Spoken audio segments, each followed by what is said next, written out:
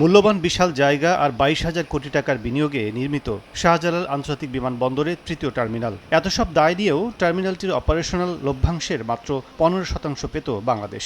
ঋণ প্রদানকারী উন্নয়ন সহযোগী দেশকে টার্মিনাল পরিচালনার দায়িত্ব দেয়া হবে, আর সেখান থেকে নামমাত্র লভ্যাংশ পাওয়ার এমন অবান্তর চুক্তি করেছিল আওয়ামী সরকার। কিভাবে তারা কন্ট্রাক্টটা করেছিল যে 15% রেভিনিউ শেয়ার, তার পিপি মডেলে হয়েছিল, যেহেতু 15% কন্ট্রাক্ট করা ছিল। মন্ত্রণালয় জানায়, বিএনপি সরকার গঠনের পর 2 দফা বৈঠক করে জাপানি কনসোর্টিয়ামের সঙ্গে দ্বিপাক্ষিক সম্পর্কের রেশ ধরে দুইবারে 12% বাড়িয়ে সবশেষ বাংলাদেশ পাবে 27%। দুই পর্বে একবার 22% পর্যন্ত দেওয়ার কথা ছিল, তারপরে আমরা আরও রিকোয়েস্ট করার পরে তাদেরকে কনভিন্স করে আমরা এটা 27% উন্নীত করতে পেরেছি। এদিকে বিশাল বিনিয়োগের বিপরীতে 1/3-এরও কম লভ্যাংশ নিয়ে প্রশ্ন তুলেছেন বিশেষজ্ঞরা। যদিও নির্ধারিত হারেই কিস্তি পরিশোধের পাশাপাশি লাভজনক অবস্থায় থাকার কথা জানান প্রতিমন্ত্রী।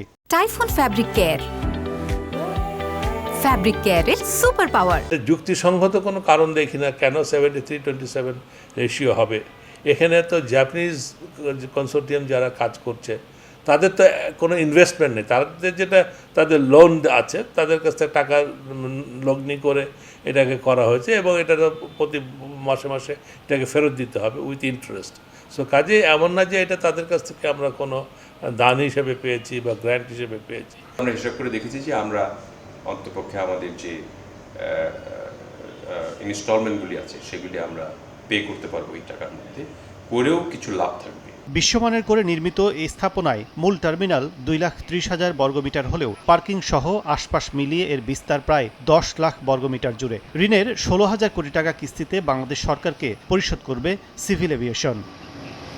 কাজল আব্দুল্লাহ, সময় সংবাদ, ঢাকা।